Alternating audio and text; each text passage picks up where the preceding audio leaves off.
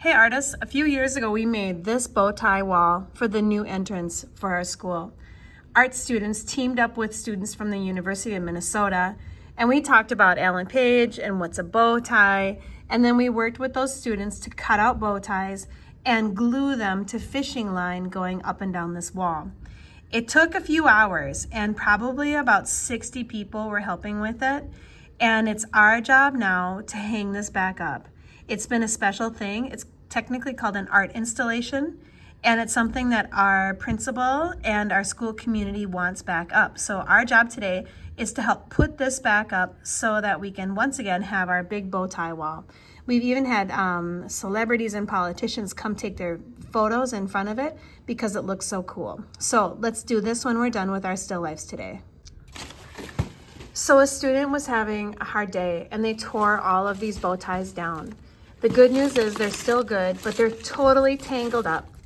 What you're going to do is you're going to get 10 bow ties out of this box, and you're going to hang them 1, 2, 3, 4, 5, 6, 7, 8, 9, 10, maybe 12 on a fishing line spaced out maybe like 3 or 4 inches in between each bow tie. So what you have to do then is just go in here and start to cut out the fishing line so that you can free up some of these bows to re-glue later on. Okay, I freed up some of these bows, but a lot of them still have little pieces of fishing line on them. So before I start to rehang them and decorate them, I'm just gonna cut off any extra fishing line I see, just so they look a little bit cleaner. This bow tie looks great, but it's kind of bent.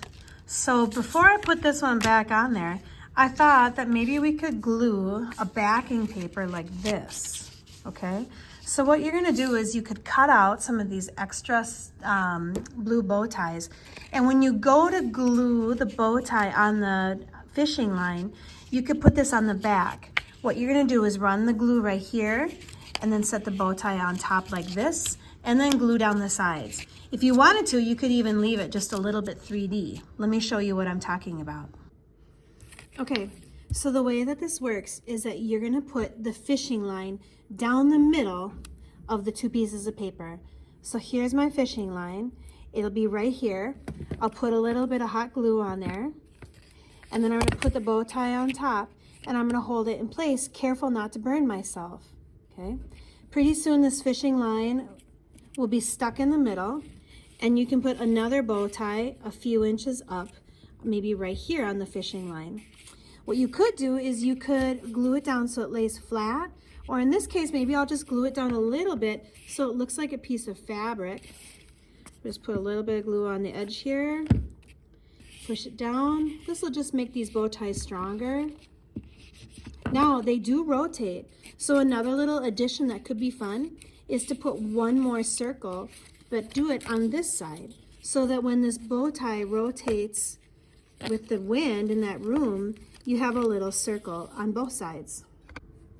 Okay, I cut out a little circle, and I'll just put this on the back, more of a decorative move. Uh-oh, I got fishing line in there, and hold that down. All right, so here's one of my bow ties on the fishing line. The next one I'll put just right above it, and my goal is to have about 10 or 12 of these on about a 10-foot line of fishing line so that we can hang them back up in that entryway.